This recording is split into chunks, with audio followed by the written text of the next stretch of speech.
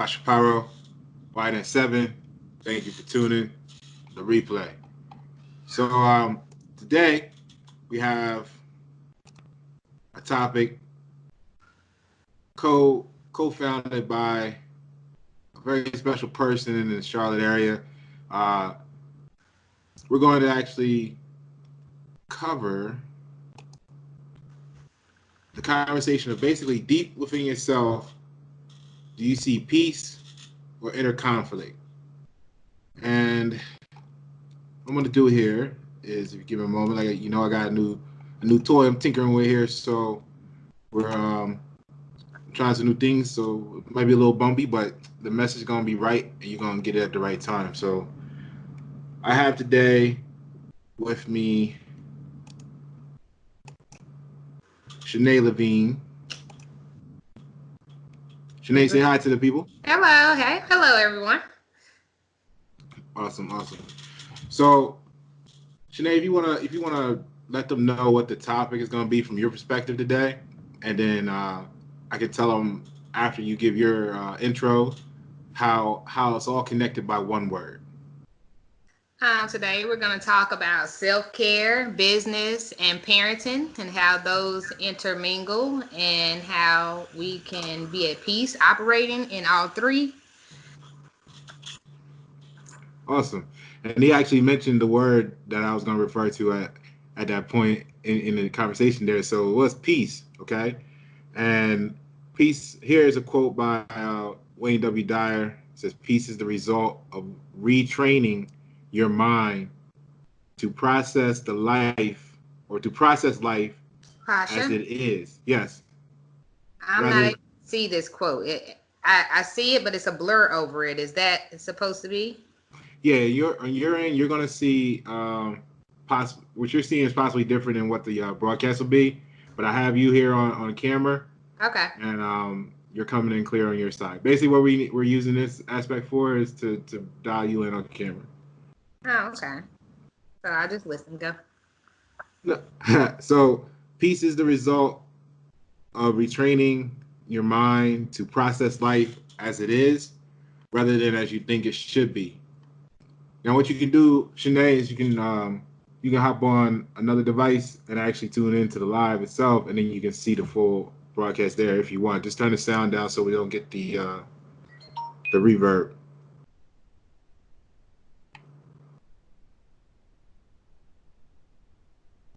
And while you're doing that, I'm going to go into the etymology of the word peace. So peace is probably,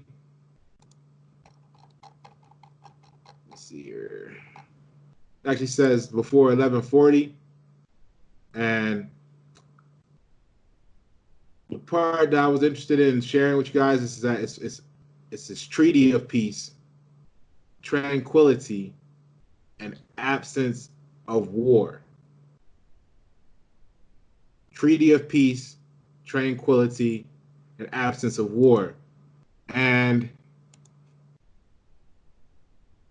I thought that was interesting because it defines so much in saying so little, right? Because you got to understand what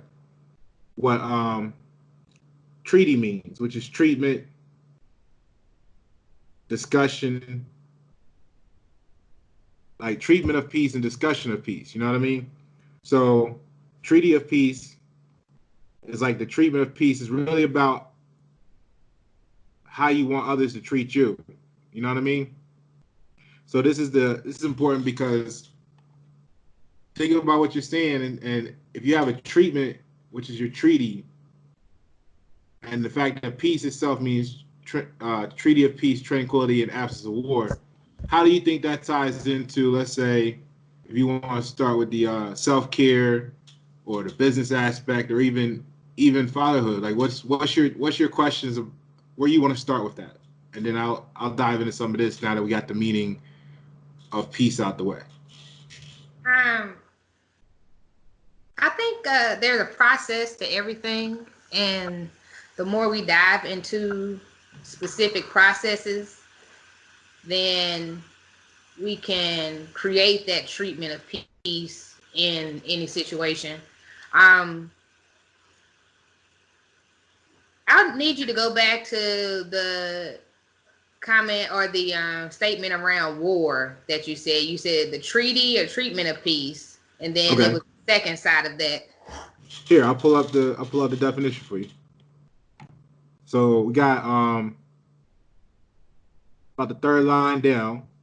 Okay, now I can see it. Yes, now I can see it. I couldn't see it before I got it. No, we learned it. We learned this is a new process here. We're getting it together here at YNet 7. It's all good. So we got the Treaty of Peace, tranquility, and the absence of war.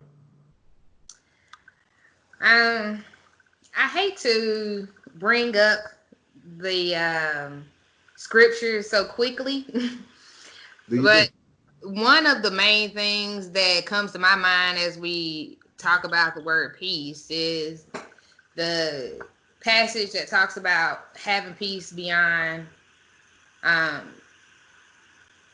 understanding, or having peace in the midst of a storm, or having peace in whatever the situation is. And one of the things that I'm learning, especially right now while we're on this quarantine situation, is how to be okay with spending more time with yourself. How to be okay with spending more time with myself.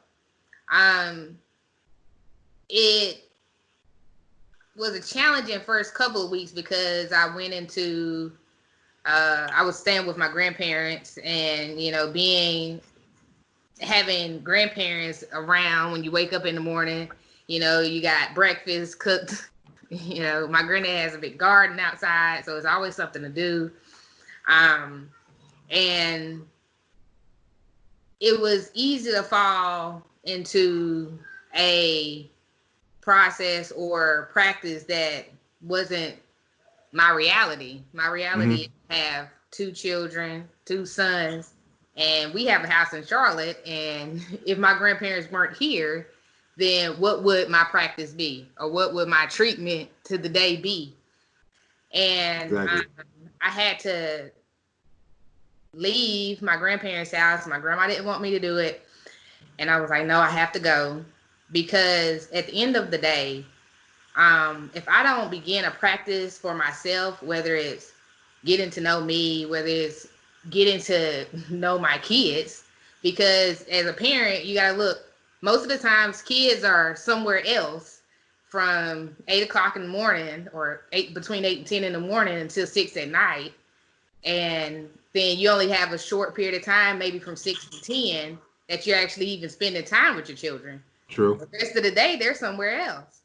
So to have a moment in time where you actually have to create a treatment for each day so that your kids are learning.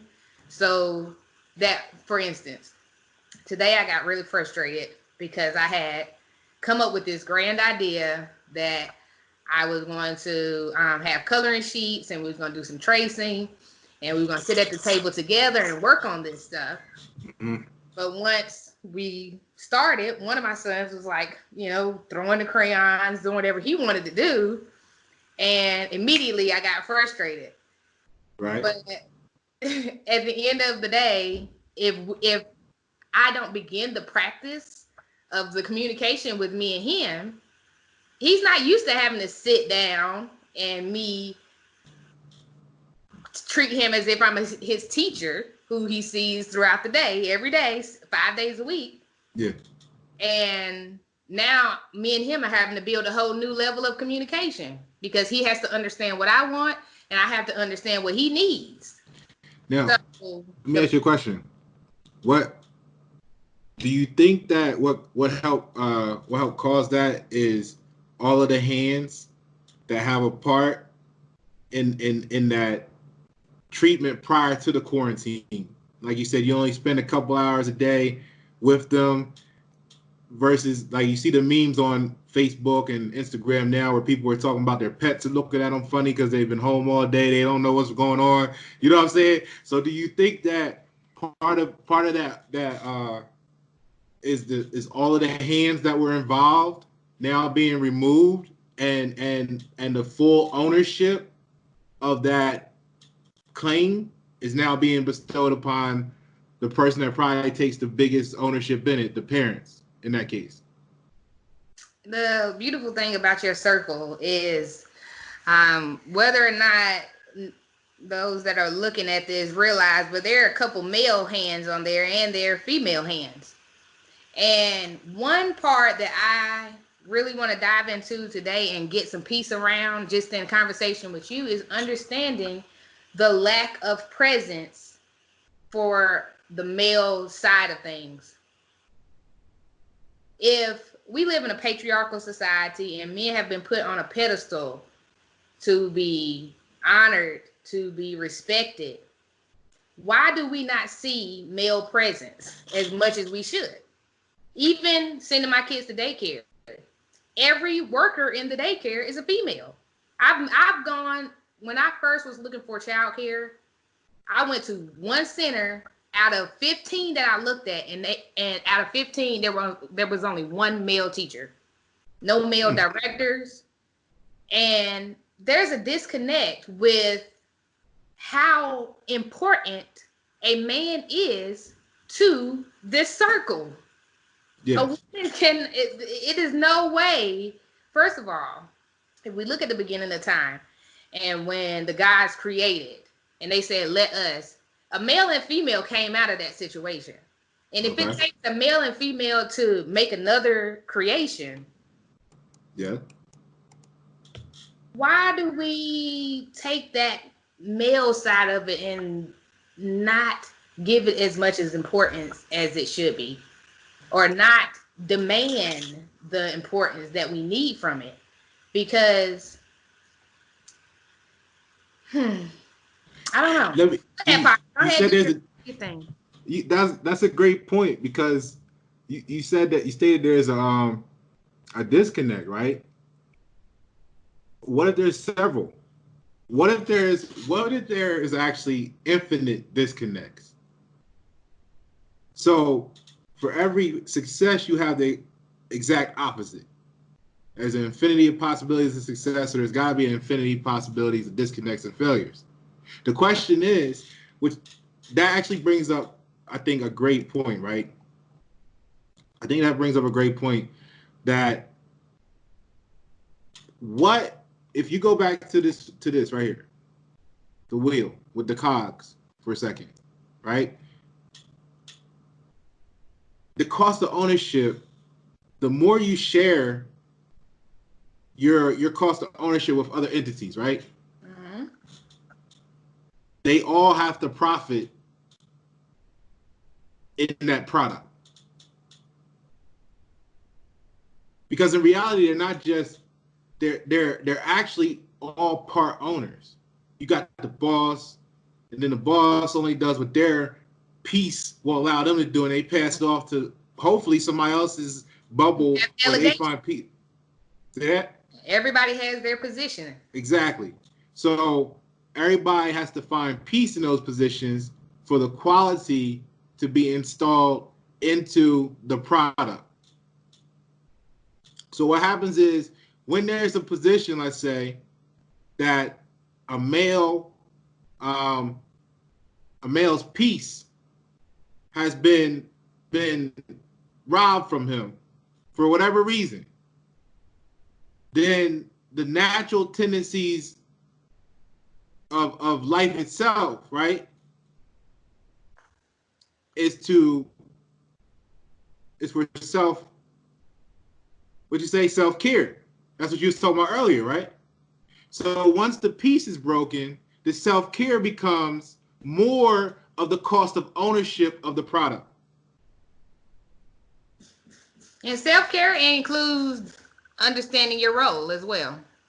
Understanding who you are, or getting to know who you are, because we'll never get to a full understanding because we're constantly evolving. So just being conscious and wanting to be on that journey. And I'm not sure how much the want is there, because when we look at the overall picture and all the different delegated roles, the balance is so off. It's like, I'm just going to speak about myself for because I've had so much time in these past couple weeks just sitting with me and eliminating all like today. Like I told my kids today, no TV. We're not doing any TV today. We're not doing any tablets, anything, because they have so many toys in this house and they barely play with them. Anyway, I'm gonna stay on topic. So nah, you're doing fine. Go ahead. Put it out, because this is all part of energy and I can show you how it's all connected.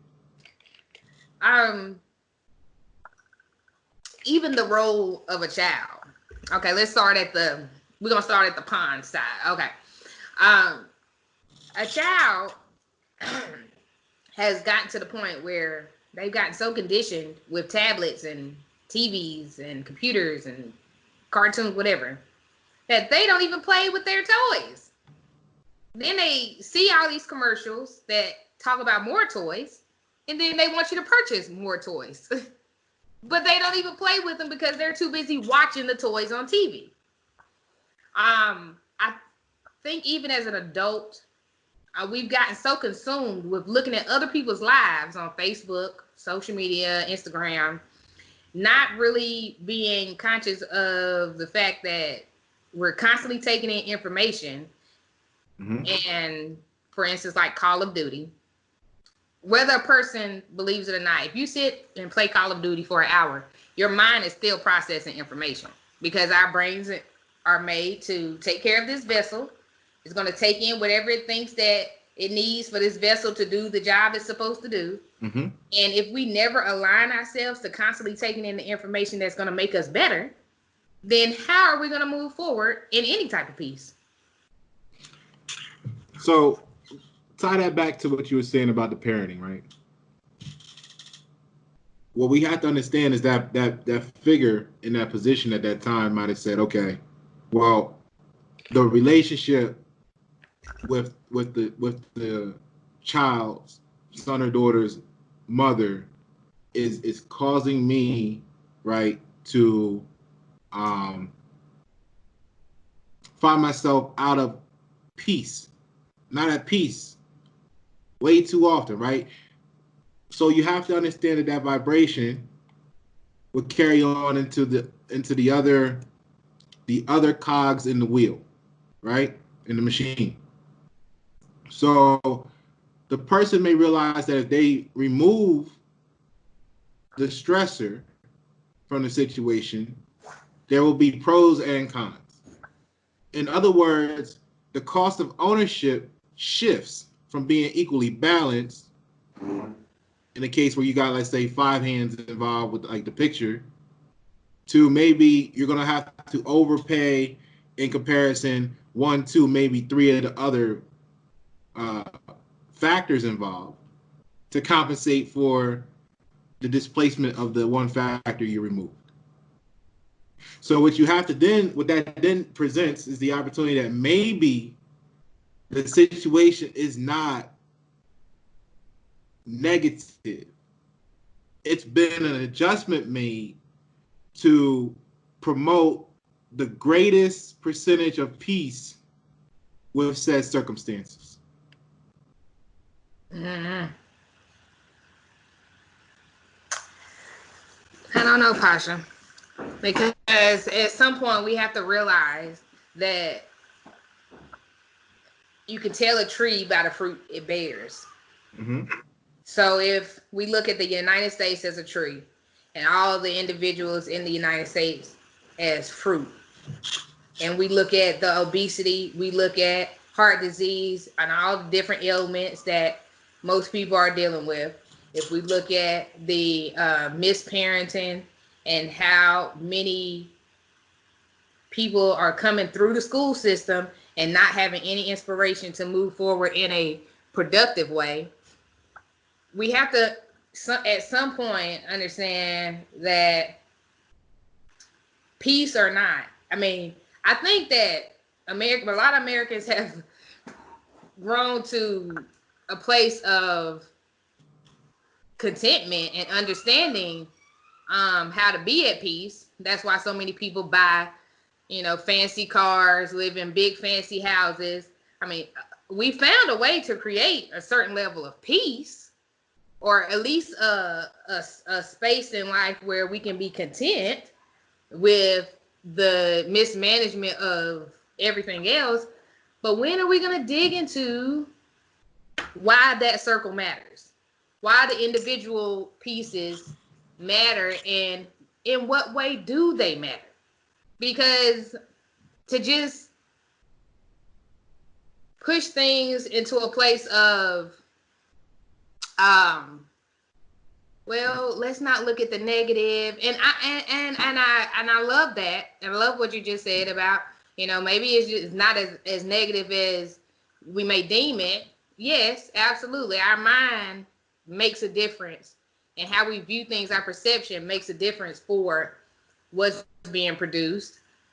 But then there's that piece where even if I have the mental piece and I have an understanding or wisdom to get to where I want to get to in business or in parenting or whatever, if I don't have the right directions and I'm focused, I focus this energy on a set of directions that is not working, regardless of how much I put into it, the directions are still taking me in the wrong direction.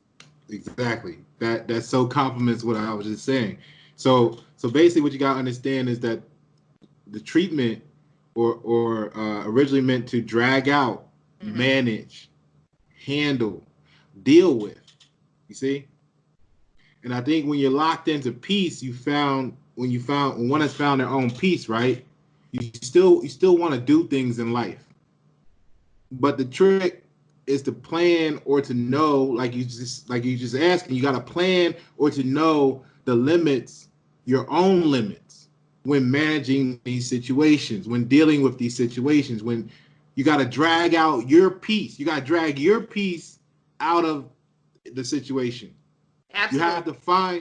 You have to find joy in accepting your limits so that you don't step out of your peace. You don't be tempted. Like we said, the kids have the toys, and then they see the new toy. It's no difference when you 40 for some people, and you got the 2014 Maybach, and you see the 2020. You see what I'm saying? When does it ever stop? Until your mind switches. So because you are the only one who has to deal with the consequences of your actions, good or bad, right?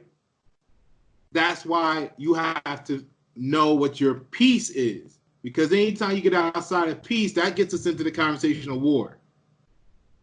Because then you're at war with yourself. You're blaming it on other people. You're blaming it on the media. You're blaming it on the marketing. And it's really, you're at war with yourself. Yeah. So you still want to help people. You still want to go shopping. You still want to raise your children. You still want to change the world. You still want your happiness, money, personal freedom, peace of mind, joy, balance, fulfillment, confidence, stability, and passion.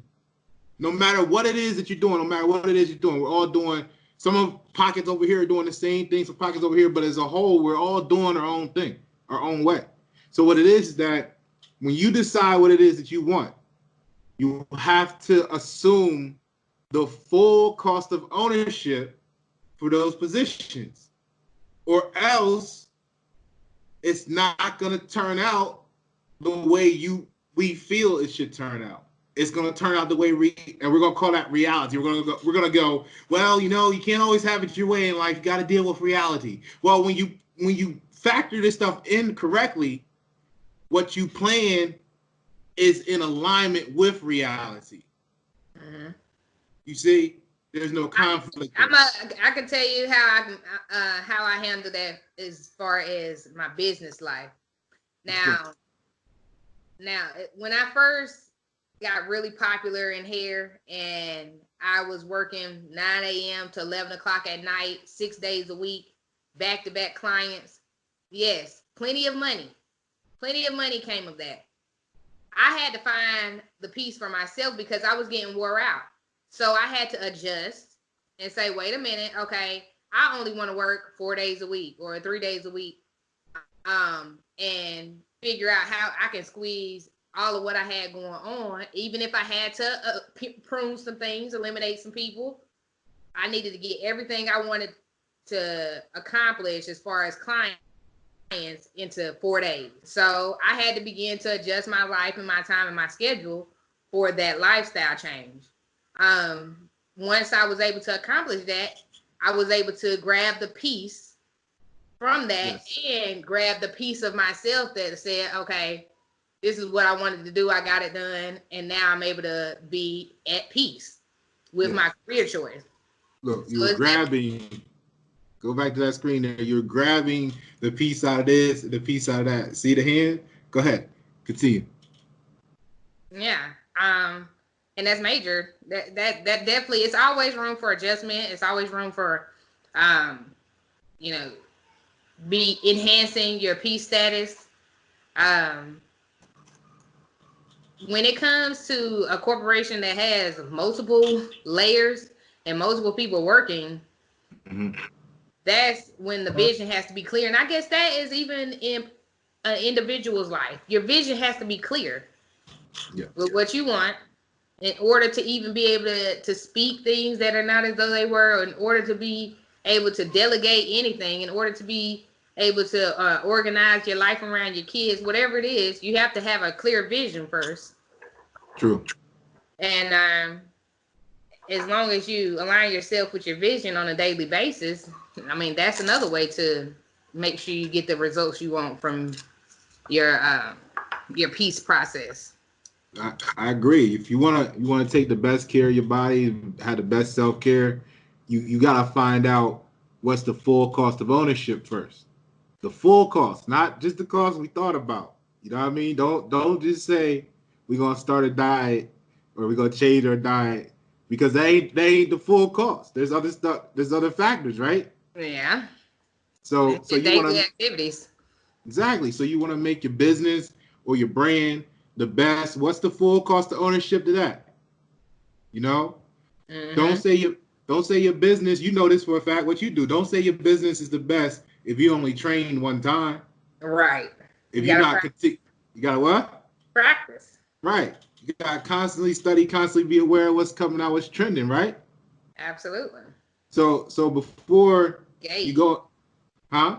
Be engaged. That's a true engagement. Daily engagement. So now how does that same philosophy tie over into parenting? So if you want to say you want to be the best parent, one, that means something different to each and every body, right? Some people going to qualify parenting as just being able to put their kids in a position to go to the best schools. Just because they went to the best schools, stayed out of jail, that's going to make them the best parent. Somebody else over here is going to have this view of what makes them a best parent, right? But what it all boils down to, tell me about that. Tell me how that factors into parenting now. Well, what you're doing for me is creating a whole new level of lesson. Because the only way that I can actually retain or retrain my mind in order to find the peace around parenting is actually setting a vision. That's the first thing I really need to do. And I think I started it this morning because I got up and I meditated, and I really wanted to do something different today because, even though we do our worksheets and different things together, because my kids are only 3 and 4. So even though we do worksheets and different things, I still wasn't happy with how much they on the tablet, and I didn't know what else to do about it. They get to whining or doing whatever, and you like, oh yeah, give them the tablet. But the real factor there is, no, you don't have to. Right. And that's what I did today. I took a stance with that, and I retrained my mind around that, and forget the whining. No, y'all have 1,000 toys in this house. True. I got toys all downstairs. If I flip this camera right now, y'all be like, oh, okay. It's a whole daycare right here in this house. Y'all can explore. We went outside and we rode the I took their that was those motor Jeep things, the battery ran ones that they can drive. I pulled those out the storage room in the back and let them drive those around for about an hour. Like, there's if we cut the TV off and cut off all this other stuff, and I mean, the answers are come. The peace came to me today because I had to make a decision because my peace was interrupted because I didn't want them to continue to stay on tablets. I'm like, oh my God, I feel like the worst parent in the world. They was on tablets for 5 hours yesterday, even though they're doing, it's not like they were watching, brain washing things, watching productive things, but still, just to sit in front of that device all day, it just made no sense. And I was frustrated about it. And to take a stand this morning and realize, Shanae, you are the parent. I had to take on my position in order to delegate to myself. You are the parent. Just don't put it on. Just say no. It actually brings up a good question. Should the actual should parenting goals be about what you're willing to do, you as the parent are willing to do based on your peace? Yeah, I mean, there is a corporate side of that, and then there is an individual side of that. On the individual side, yes, it should be about your individual peace. But then on the corporate side, as far as what we need as a nation, there is, because some parents are okay with laying in their bed all day and their kids being on the tablet for 8 hours, and then they get up just to feed them some processed food or whatever. Like, some parents are okay with that, but then there's that uncomfortable place like, that's not gonna work either though. Like, we got to have some balance there. And yes, it's about your personal peace, but at the same time, if we're gonna, as a parent, if we're gonna make them, we might as well be productive around our process, around our treatment towards the peace. The treatment, there you go. You know what I'm saying? Even in business, if you're gonna decide to go in business, if you decide to be a hairstylist, like you said earlier, you have to practice, get new information, be engaged with the situation to create the treatment around your piece of hair. So that's the difference between saying, like, and let's say a kid wants to go to a concert, right? That's the difference between saying, like, I don't like that band. Like, the parents saying they don't like that band that's gonna be playing at the concert, or they don't like that music, so you can't go to that event, period. One, right? Or two, the parent saying, hey, you know what? I don't know about that band as much as maybe I should, since you're interested in it. Maybe I'll do some research, or I'll go to the concert with you, right? With you, yeah. Or like three, just saying, that's really not my thing. That's your thing, I understand, but I'll drop you and your friends off, right, at the concert, and be there to pick you up. I think, hold on 1 second. So I, you back? Did it mute? Yeah, it muted. It's good. Okay. I just want to make sure I you're didn't back. want to be yelling. Yeah, they was calling me.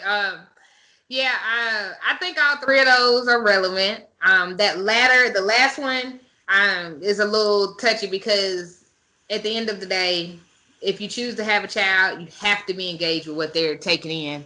And yes, it's great to give kids or children a sense of freedom if they like something. I think if my kids start to like, okay, for instance, there's this new show, there's this new a song, it's called Like It or Live It or something like that a little kid wrote, and it's on YouTube. And they started listening to it, and I started hearing them. I'm like, oh, okay, let me see what this is about. So I had to go and listen. I want to listen to the words. I need to hear everything about this song. Right. Because if you're going to listen to it over and over again, I need to know what you're taking in. So I think that consciousness matters when it comes to children, regardless, any kid under the age of 18. If they still live in your house, there has to be that standard where you stand in and engage with what they have going on, because if you don't, then their friends or whoever else will, and whatever a person takes interest in, if their friends take interest in it too, and their parents are not, then they're gonna go with that. Just like school, I watched a friend of mine. Well, it's not really a friend of mine, but someone I know, their child was struggling with school, and I said, okay, have you sat down with them while they do their homework? Because to tell a child, oh, go do your homework, regardless of what age, if you say, oh, go do your homework, and you never look over it, you never reviewed it, or say, oh, did you finish your homework, or oh, let me see it. Even the small engagement of 15 minutes just reading over what they did is enough to let them know you care, and they're going to care about getting it done properly. Now, if you say go do your homework and you never look over it and you expect them to turn it in and do everything themselves, then they're going to put as little information, they're going to put as little energy into it as possible because you're not engaged. Same way with the song or a concert. If you're not engaged, all right, cool. They're going to go and listen to Pop That, whatever, and you don't know nothing. Next thing you know, your 16-year-old smoking weed, twerking, and you don't know why. Right.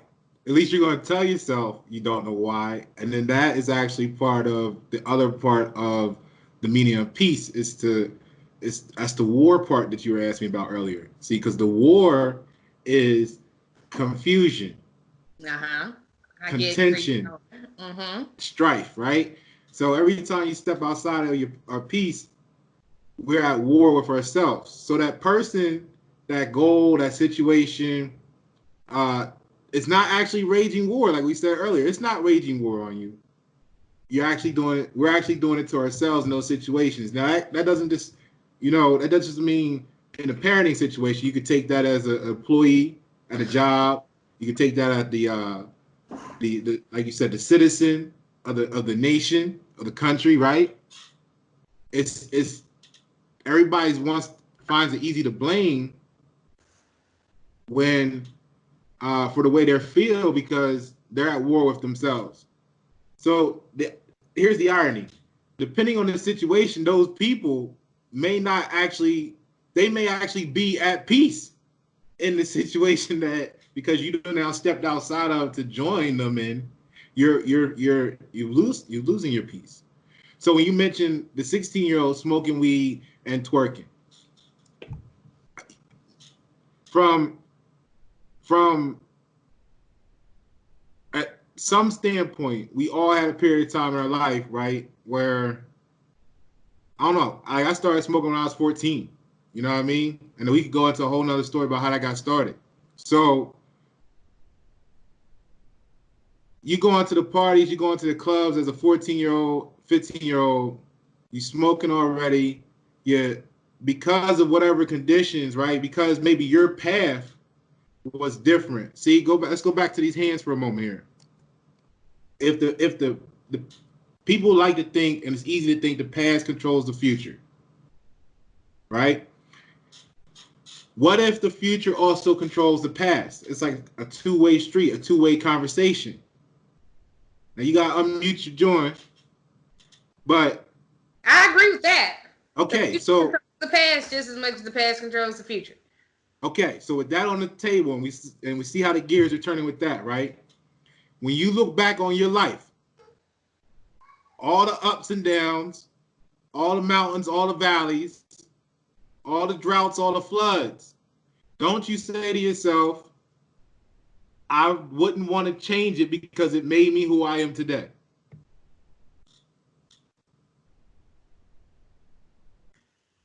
You hear me? Yes, I hear you. So when you look back through your life, through all the mountains, all the valleys, floods, droughts, etc., good times, bad times, don't most people say they wouldn't want to change a thing because it made them who they are today? Yeah, I mean, sure. Okay. There are so many things that, yes, I believe without a shadow of a doubt, I'm a very strong woman, and all the things I went through and watching my mom get beat up for 17 years by my dad, all that stuff made me better.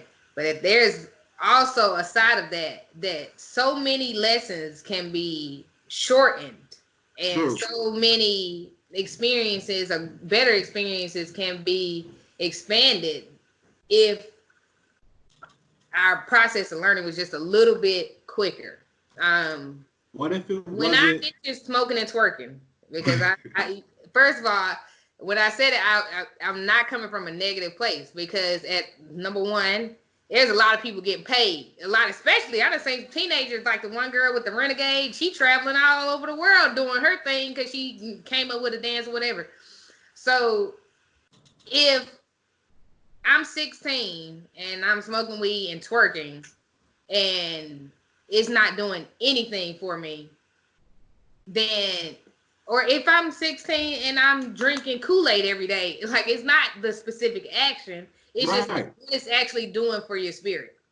That's what I'm saying about the equation. You know, I'm a man of equations, not the variables. So I speak on equations. So with that, that's why I said, when you look back at it all, when you look back at it all, you say, I'm so glad it happened like that because. So it may be that it's serving a positive purpose at that time, or it may be that it's serving a negative purpose at that time, so that at some point in the future they can say, you know what, I don't want to be like that anymore, right?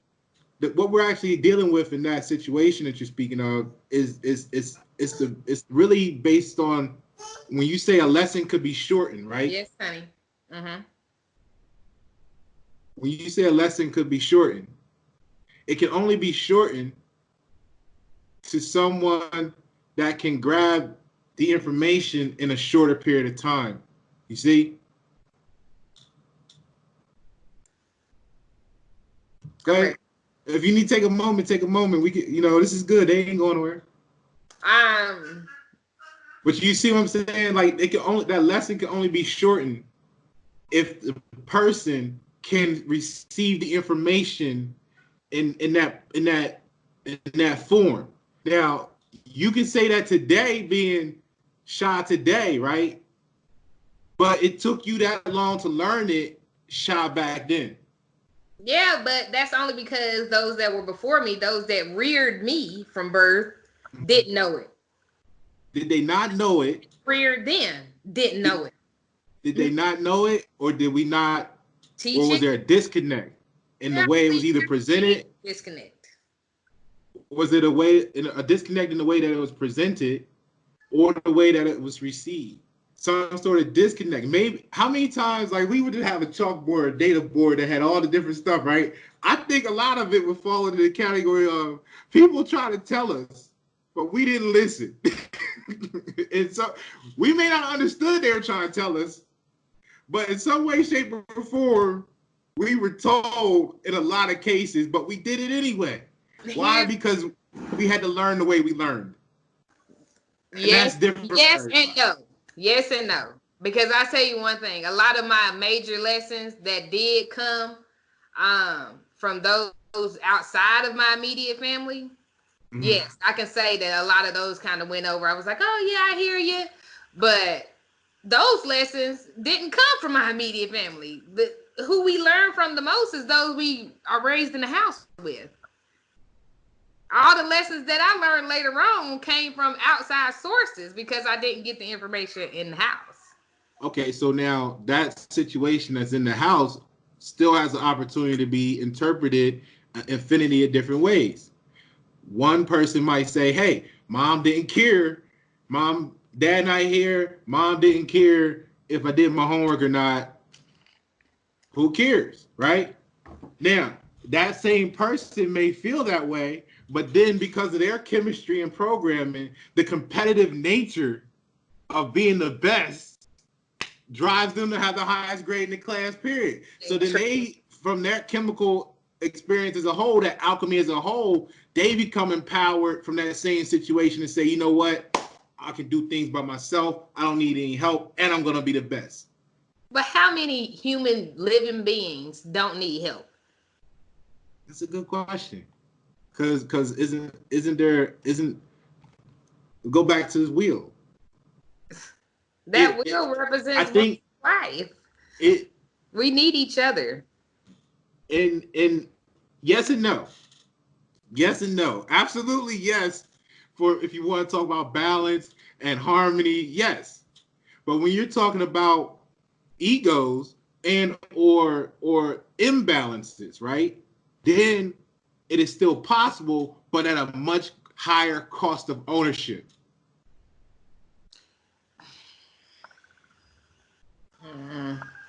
because it may now cost you 10 times the money, or it may cost you 10 times something else. You know, you might have to put 10 times the hours in yourself to do what the team could have done if everybody worked together. If we didn't need each other, then it wouldn't be no point in commerce. It wouldn't be no point. Capitalism wouldn't exist, and it wouldn't be no point in creation. We would all be the same gender, and we would all be 100,000 years old. But what drive that is peace. Because look at this, right? Check this out. See, when you think about, a person may not want to fix the car themselves, right? Hold on. So a person may not want to fix the car themselves, right? So they take it to the shop. Or is it that they don't want to fix it themselves, or they don't know how, or they don't have time, whatever, okay? So with that being said, that creates the maintenance department, all right? So when we look at this, they decide to take it to the dealership. It could be for their own peace of mind that they know it's going to be done right the first time, right? The repair give them the peace of mind knowing that it's going to be done the quickest way and with the most quality, etc. Okay? So when you think about it, you only bought the Benz or the Beamer, right? Whatever car it was. You own the finished product, which at one perspective, it is really like, oh man, that's a high cost. Some people are looking at you owning the brand new Benz or whatever, the brand new Maybach, as having a high cost of ownership. But who actually has the highest cost of ownership in that relationship? It's actually the manufacturer. See, the manufacturer starts, hey, little man. The manufacturer starts from the drawing board. He absorbing it now. The manufacturer starts from the drawing board. The manufacturer purchases the factories, right? The manufacturer buys the raw material, creates the design, installs it into society with sales and service centers, marketing. The manufacturer trains the technicians and the salesmen on how to move it, fix it, covers all the costs of operations and labor to make it, right? Then they go to the painstaking effort to make spare parts, right? And it sets up places where maintenance can be done at its own facilities by the techs that it trained, right?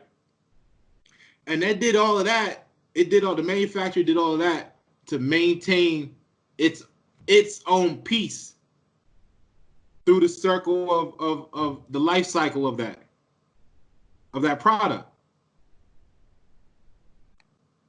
And they put it in a position where they say, okay, we know it's only going to last 10 years before we start getting a whole bunch of headache complaints from the people that got the product, so we're going to give them a 10-year warranty.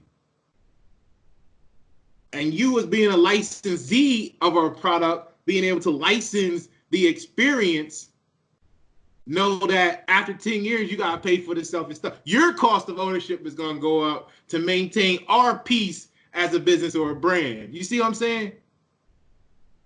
Because they thought about everything up front.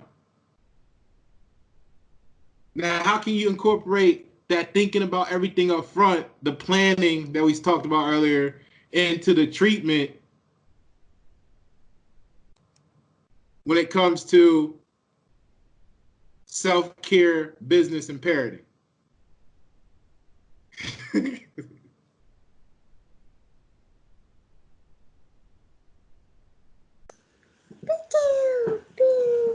They almost made it an hour.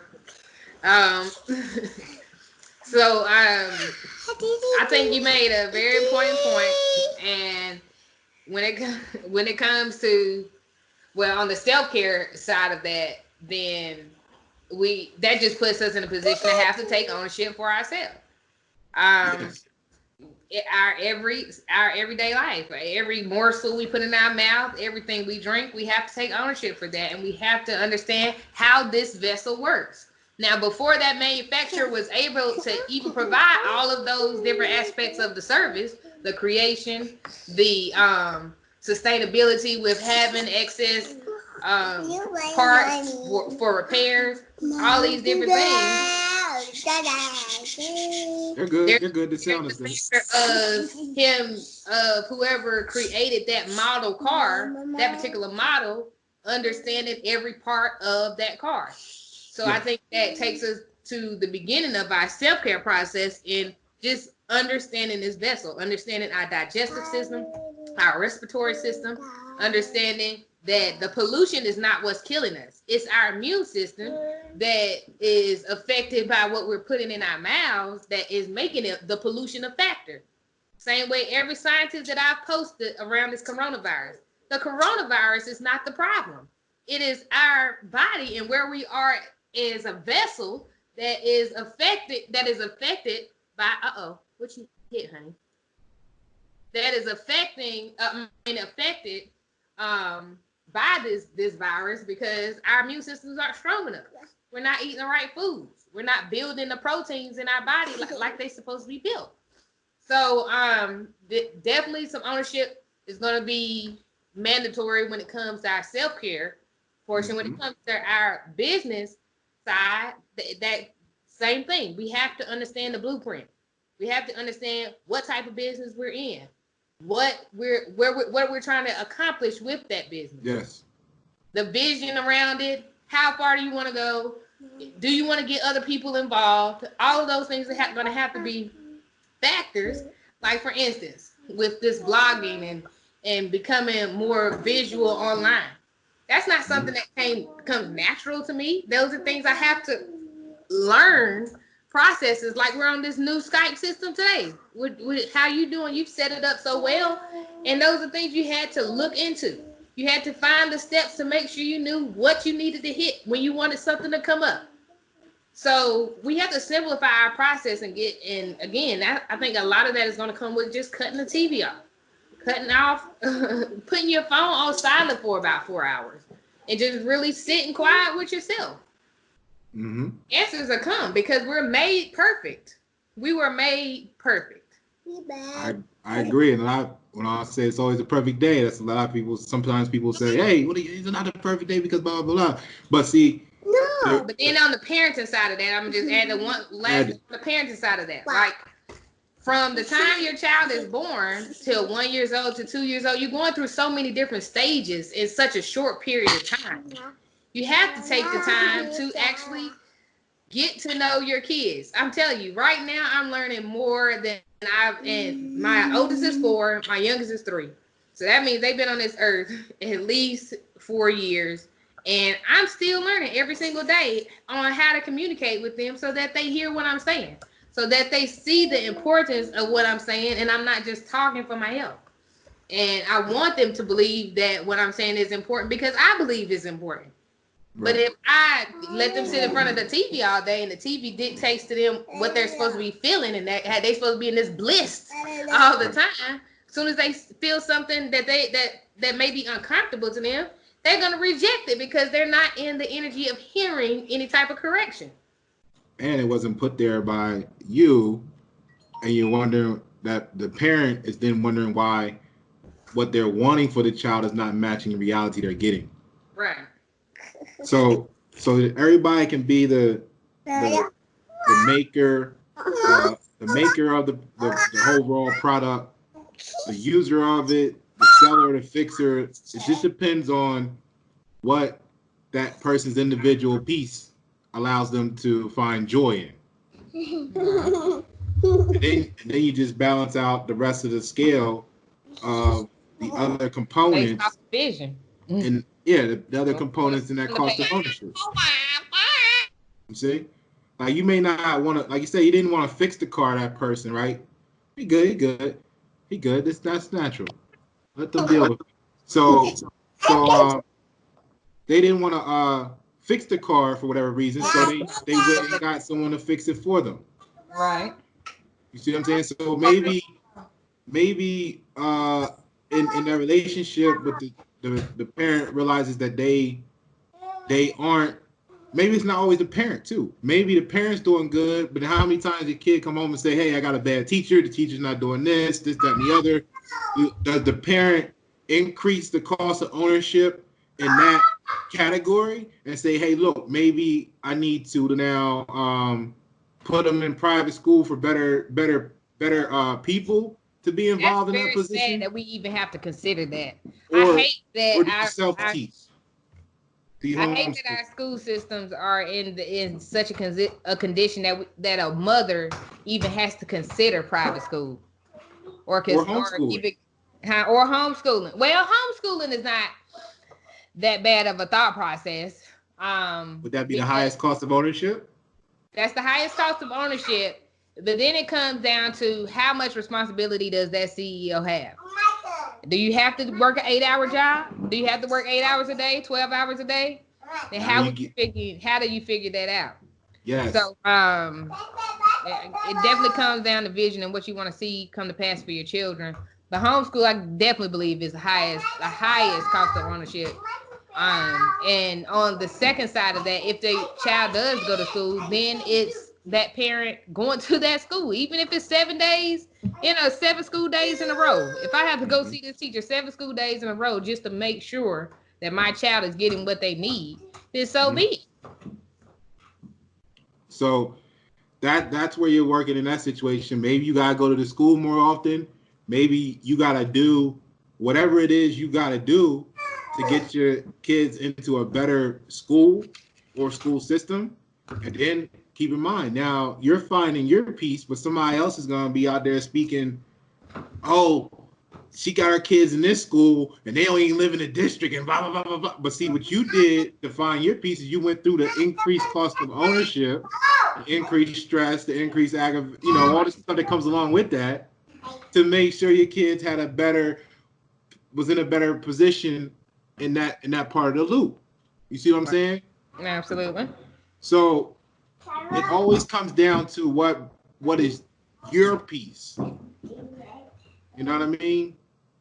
Because then otherwise you realize how many people are involved in your success, in your happiness, in your love, in your peace. And you got to decide, do I want to have, hold on, do I want to have all these hands involved to begin with? Right. Or how many of those can I sever without losing my peace? Major parts of the company or major parts of the business. Oh, you say without losing your peace? Is that what you said? Without losing your peace. Oh, right. Because there are all those factors. Any adjustments you make, just like a car stereo or a nice stereo, any adjustments you make changes the overall sound on the equalizer. Like any adjustments you make on the equalizer changes the whole sound, right? Mm-hmm. So I think what's important is no matter what you're dealing with, right? The way to find your greatest peace. The way to find your greatest peace. Everyone who has a hand in the flow also has to be at a position in their life where they're experiencing peace. And then I think that's why you see the wealthy and the elite, maybe, or even the person next door to you that you're judging because of whatever reason, have spent so much in certain categories or dedicated so much time and energy in certain categories, and then there's always a pocket of people laughing at them saying, "Well, why they do it like that?" Right?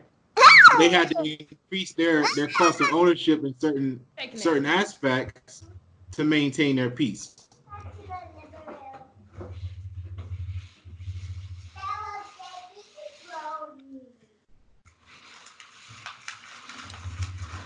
Yeah, but then at the end of the day, all of it is decisions. Right. And it starts with knowing thyself, right? Starts with knowing self. Because once you know yourself, you know your limits.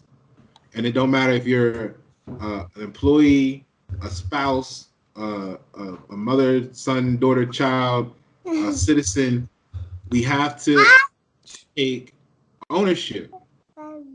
Like, you're not, like the boss, the employee is also part owner. You see what I'm saying? The the spouse is part owner of the relationship. The child is part owner of the relationship. The citizen is part owner of the country. So we gotta start taking ownership, like you said, full ownership. And that's when you realize that, okay, like to answer your question that built this whole conversation up, is with the fathers in the life. If we're gonna say that the fathers aren't in the life, we have to look at the equalizer on the radio to say what is jacked up, what frequencies are jacked up high to balance out or to compensate for the lack of energy here. If it was all a balance at one point, then every time you push this one down, something else goes up. So we gotta look at the overall equalizer and say, well, what are the highs? We have to bring down some of the highs or look at the highs because they may be affecting why we're getting lows. Production is high. Production is high. No. I guess it's going up right now. That's why everybody's in quarantine. They wanted to boost production. Production is high. Engagement is low. So now we gotta look at the equalizer and figure out which part of these hands that's controlling the flow. I think in order for there to become a balance, and I'm grateful for this time, but if it goes back to how it was before, it's still going to be problems because the United States prior to COVID-19 was a money chase. We're in a rat race. Everybody is so busy every day, all day, that we don't even have time to balance things out. If a father is constantly thinking about just making ends meet, where is there room for him to think about spending time and actually engaging with his children? If a mother has to only think about making ends meet, then the creativity around better parenting is going to be tough to accomplish. So then, doesn't that now tie into? Now we can look at the hands Now we can look at the hands a little differently. We can look at one of these hands to be generational wealth building. You see? Money is going to have to be eliminated. Just like the US dollar is dropping in value every single day. For the last 100 years. There is no point for us to have such a high value on paper. Trade, yes, is good. Trade is great. But if our Social Security numbers, our individual Social Security numbers have money attached to them that makes it even possible for a car manufacturer to make cars. Their projections are based off of Social Security numbers. Mm-hmm. They can go and make 10,000 cars because of the amount of population that we have. It's not a risk factor there because they know that cars are going to get sold. If the phone companies can operate the same way, computer companies, all these different companies can operate the same way based off the value of our individual living soul. Excuse me, get down before you fall, get down. If the value of everything is based off of a living soul, then we have to eliminate this rat race because it just makes no sense for there to be such a high chase around money that is chopping down the actual building of a living soul, building of a person. Do you think, let me ask you this, do you think that it's like that because money exists or because of people haven't wanted to do differently? I think it's like that because we don't have any value on life right now. The only thing that values life is the dollar. Joy, right. Joy, once you reach joy, it's all about life itself, which was, we spoke on that on the last episode, the last part of the series on joy. So you're absolutely right with that. Part doing away with money and what they're doing right now actually is kind of like, it could be the intro into that. You know, there was some talk about the universal basic income, and what better way to get a beta test if that's what you wanted as we're testing than to have the quarantine, the economy collapse, and then say, okay, we're going to give people some stimulus checks and see what how it moves from that.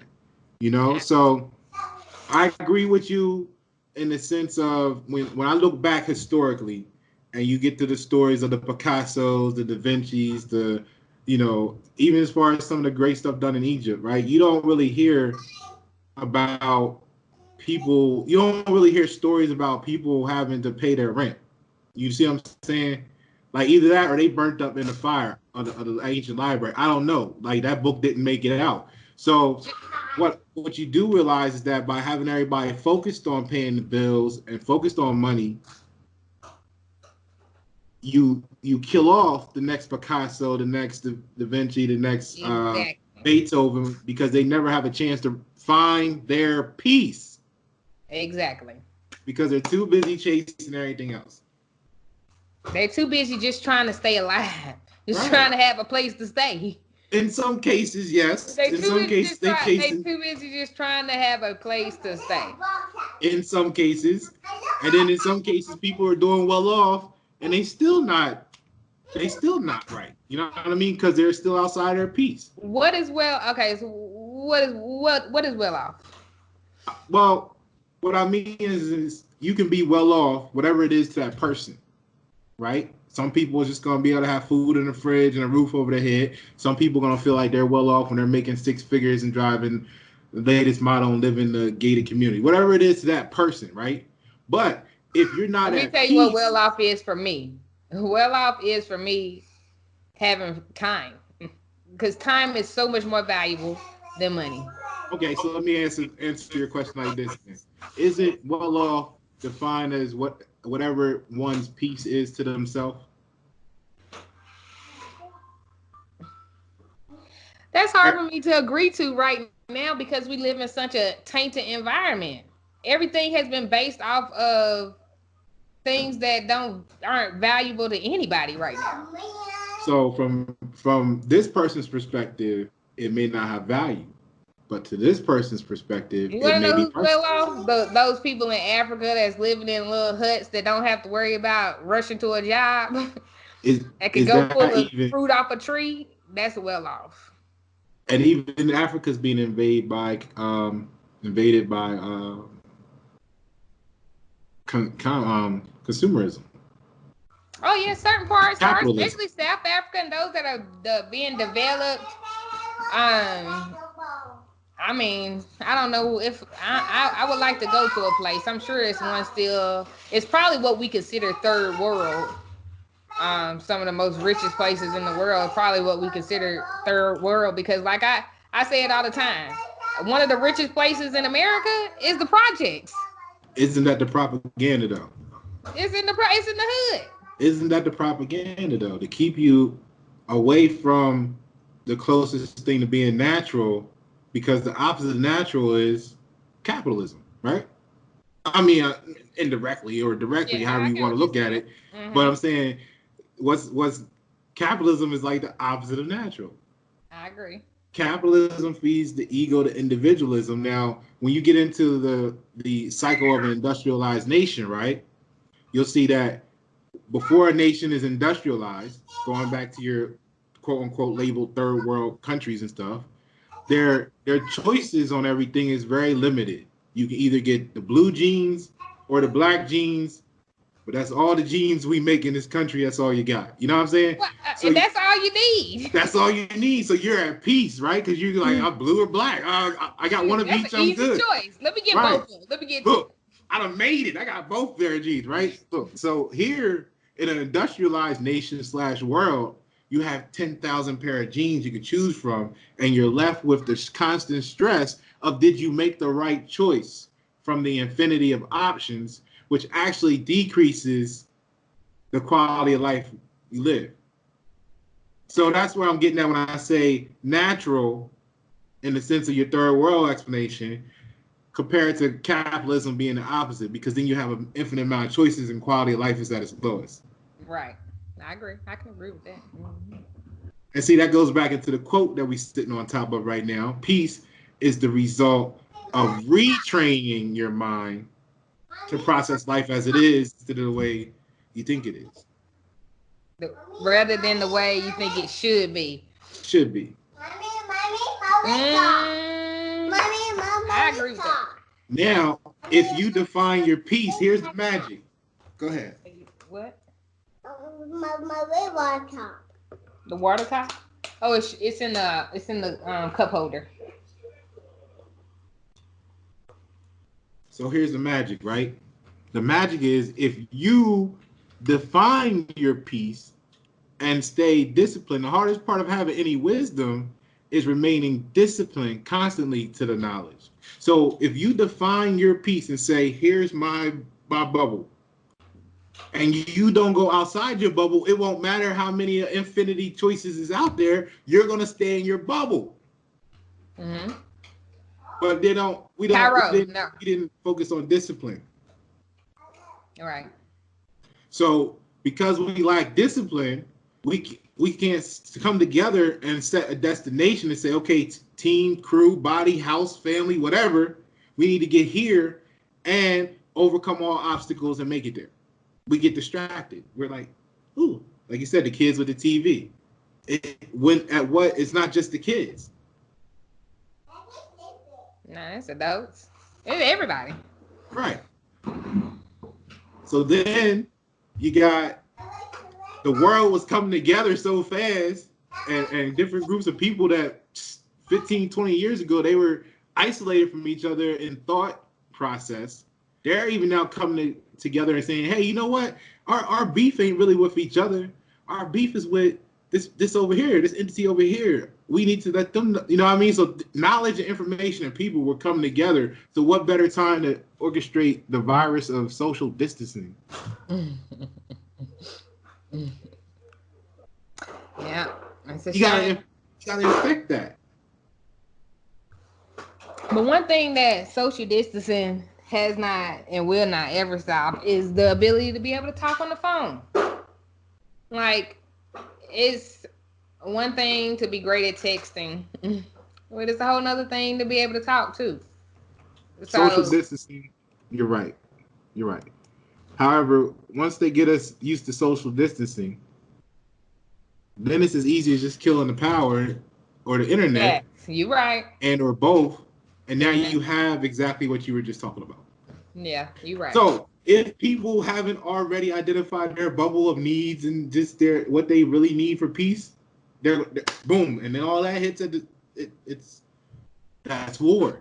You see, they got everybody at war with themselves. So that's what it boils down to. It boils down to peace.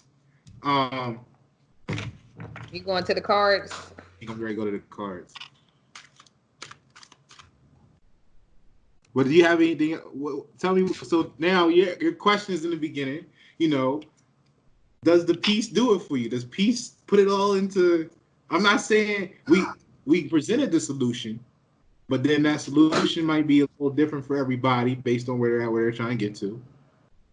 But how do you now feel about compared to prior to this conversation and now? Do you see how peace is the answer? It's still a tough pill for me to swallow in regards to the definition that you posted, retraining your brain to accept the process of life the way it is instead of how we think it should be. That's the quote. Oh, that was the quote? That wasn't the definition? Nah, the definition here, I'll put the etymology back up because somebody else may need to see it as well. So here we go. So it actually was a treaty of peace, the tranquility, the absence of war. The absence of war. Now that, yes, I agree 100%. Yes, peace is mandatory. No matter what you're trying to accomplish, right? Regardless. Parenthood, business, self-awareness.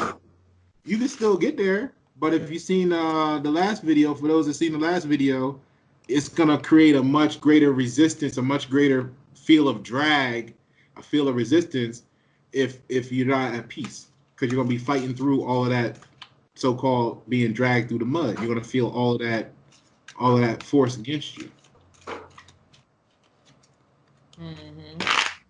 Right? Yep. Okay, so we got the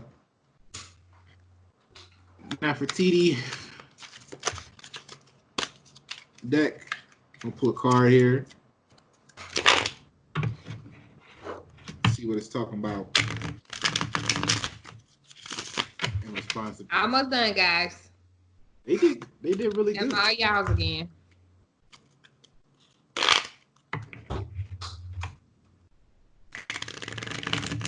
You want a piece of that pizza? Huh?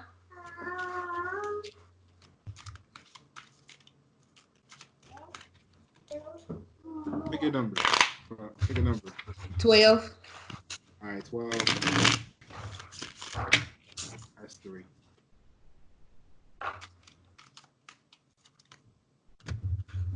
Oh, excuse me. What we got is we got the Hierophant. I don't know, that can come up yet.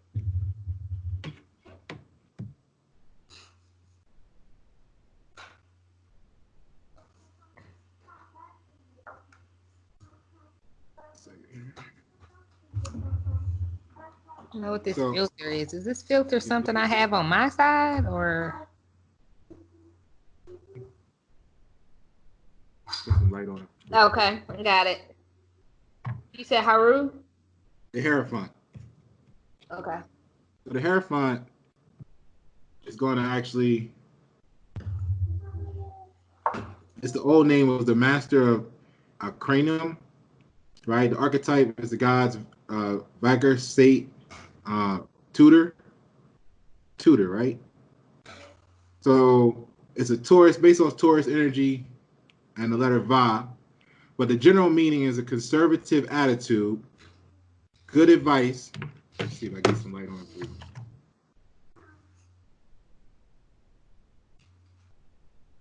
Right? A conservative attitude. So if you find your peace, right, and you hang on to your peace, couldn't some people call you conservative? Yeah. Right? So good advice. Now it's a lot of advice, it's a lot of education. But is it good? Right? And we just talked about how you could have the teacher in place, but the teacher may not be in peace in their own life or ways, and that may be messing up the translation of what they're teaching into your child's life. Right. So the family, the clan, kin, religion, and tradition. This is what this card means. Conservative attitude, good advice, general meaning is education. Pasha. Take your time.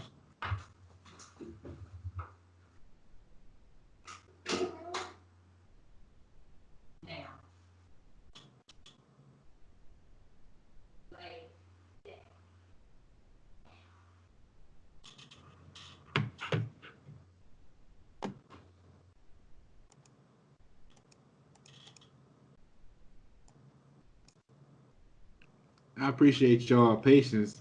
We working through this for y'all. I know y'all enjoying this conversation. If you haven't already, go ahead and subscribe to the channel and make sure you hit the notification bells. And we're gonna be having more conversations like this all the time. I think it's over 50 plus videos on the channel right now already for you to go ahead and scroll through and share it with your peoples, your friends, your family, right? That's how we're gonna do this. So give Shanae a minute to handle some things. We'll come back, we'll finish this card off for y'all. Always the perfect day.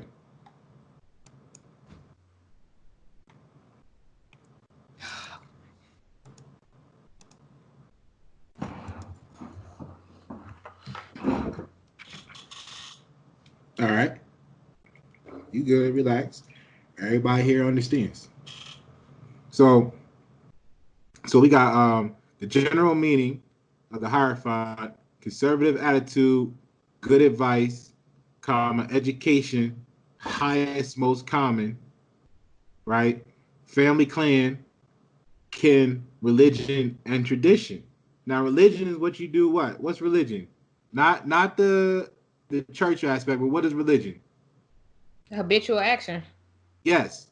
So, what is the religion that everybody's doing that's creating the success, right? That's bringing them outside of peace. Isn't that about their own religion? Absolutely. Okay. And that's the same thing as tradition, right? So the events is the implied subject. This card's associated events is the implied subject. Attainment of value, or excuse me, attainment of valuable advice. Marriage. Now you can see marriage, the first thing that may come to mind is the relationship status, spouse, or you can see marriage as being that commitment to the complete full cost of ownership. True? Yes. And then it says Christianing, religious and family values, and feast. So now this card is saying that if it becomes the family value to make sure that the family is at peace, you can see how legacies and longevity is obtained. Absolutely. So now under business and work, right? This card means folk craft, hereditary professions, business that requires traditional attitude, old-fashioned attitude, taking into account the human factor at work. He like, yeah, see, even he knows that one made sense. So you got to take into account the human factors. That was making sure that you thought of each clog in the machine, each hand that has a hand in the process. Right. All right. So in a relationship, it's dealing with the legal marriage, the church marriage, That's the microphone. the union. That's what I'm talking to. So the relationship is of this card, as far as the relationships are the legal marriage, the church marriage, comma union, traditional relationship as parental. You see, traditional relationship as parental. So when you ask about the parenting aspects, it's like, are you more focused on being traditional, or are you focused on dealing with reality? That's what the parents have to ask themselves. Right. Constant, time-tested, family blessed. All right. Now, as far as your health, the health aspect of this card, you're dealing with regular standard procedures or methods of treatment. There go that word again. Right? Mm-hmm. So old-fashioned treatment using verified tools. Okay. A couple more things about this card. It's the perfect card for this topic. Psychological characteristics is consciousness. We gotta step up our consciousness to even get to the point, the level of peace, so we can realize that we're not in peace, so we can then seek joy. So we know that love is a different grade. Just go check out the rest of the videos on the channel dealing with these emotions. You'll get filled in real quick. YNet7, subscribe today. So search the meaning of life and discovering authority, sensible, fair. So who's the authority in your life?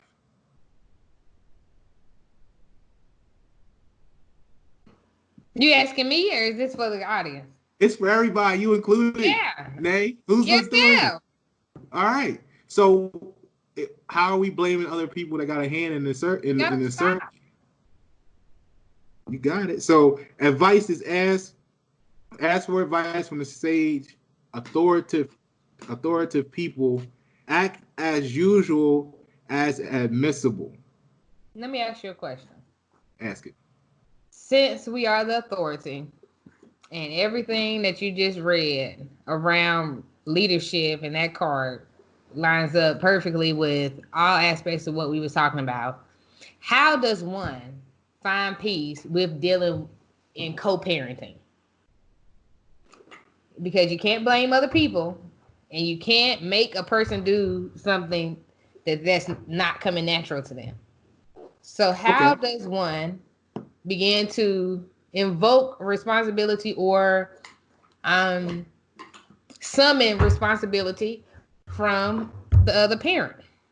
I think it's always a perfect day because without you seeing what I'm going to say next, that's the best question you could ask. Let me tell you why. Because it has a warning for this card. This card comes with a warning. And it says, don't be too proud of what you have achieved. Never be a fanatic of truth.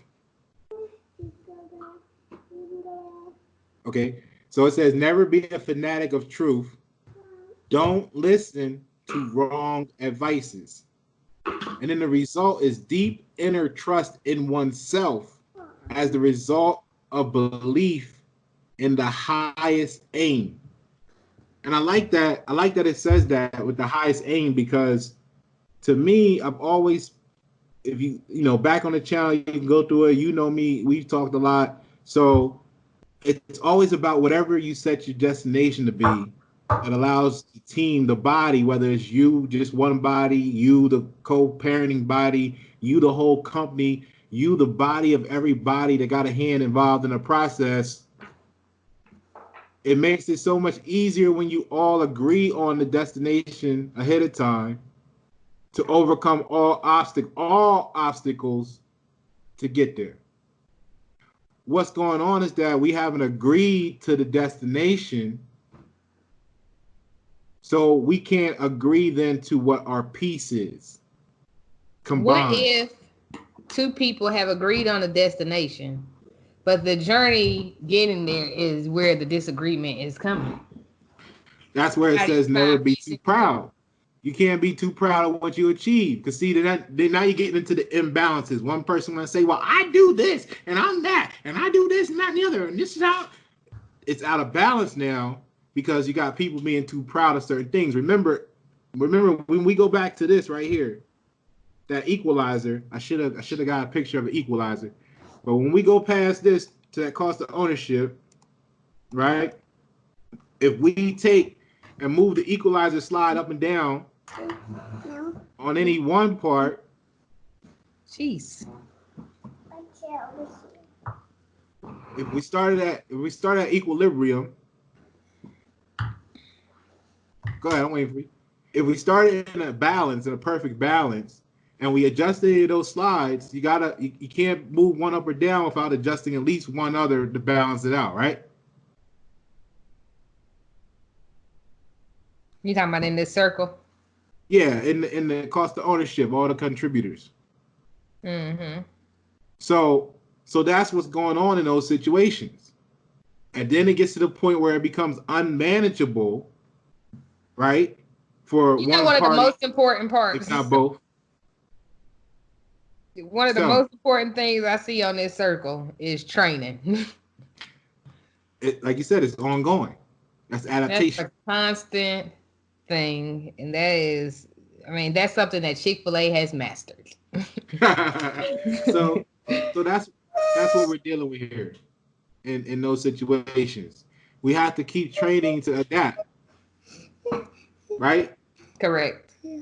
When you steer, you got to do this a little bit every night. It may be a straight road, but you're still going down it like this, right? Right, exactly. So we can't just be like, okay, how did we run off the road somewhere? Then blame it on everything but the fact that we weren't adapting to the road based on what our destination was. When the road turns, we adapt and we turn the wheel into the turn. But if we wanted to keep going straight, saying, no, this is the way it should be, it's when you go off the cliff. Mm-hmm. All right?